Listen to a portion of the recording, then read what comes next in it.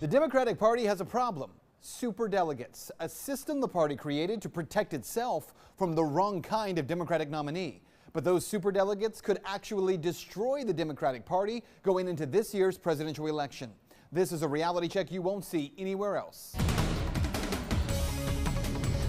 Well, look, I won one of the contests and lost another close one. I'm continuing to work hard for every single vote across our country. I was pleased that I got 100,000 more votes last night than my opponent and more delegates. And I think in the coming weeks and months, we're going to continue to do extremely well, win a number of these primaries, and convince superdelegates that Bernie Sanders is the strongest candidate to defeat Donald Trump.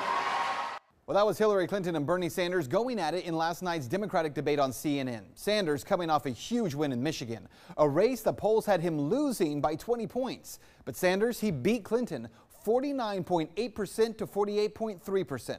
Of course, that remember in a primary, winning votes is not as important as winning delegates. Sanders picked up 65 delegates to Clinton's 58 delegates. Now, if we're doing a true pledge delegate count, it looks like this. Right now, Hillary Clinton has the lead with 745 pledged delegates compared to Bernie Sanders' 540 pledged delegates. So Clinton is currently leading by 205 delegates. But the real problem for Sanders, unpledged delegates, also known as superdelegates. The unpledged delegate count looks like this. Of the total 712 superdelegates, Hillary Clinton has 461, Bernie Sanders has only 25.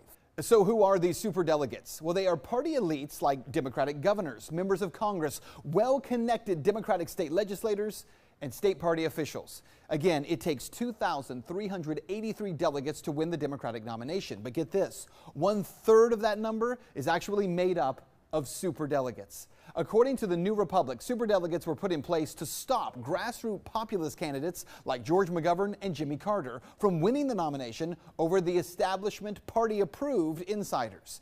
A great example of how this works, a tweet from former Vermont Governor Howard Dean. He said this just the other day. Someone tweeted at him saying, "Your superdelegate vote goes to Hillary no matter what. Way to represent the people. At Bernie Sanders will make a great president in spite of you."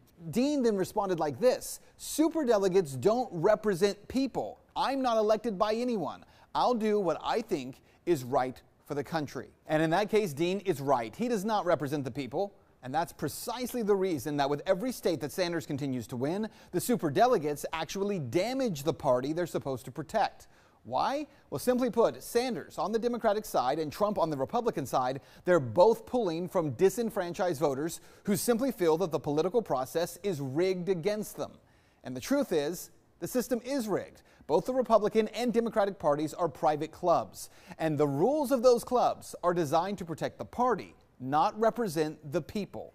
And that's what you need to know, because here's the bottom line. Right now, Hillary Clinton has won the majority of the vote in 12 states. Bernie Sanders, he's won the majority in 9 states. But when you take the pledged and the superdelegate count together, Clinton more than doubles Sanders' numbers of delegates. In a different year, the Democratic Party might be able to get away with using superdelegates to protect the party. But if the Democratic voters feel that their candidate is getting cheated by party insiders, of all people, then the Democrats better be ready to have a large number of those voters stay home in November during the general election. That's Reality Check. Let's talk about that tonight on Twitter.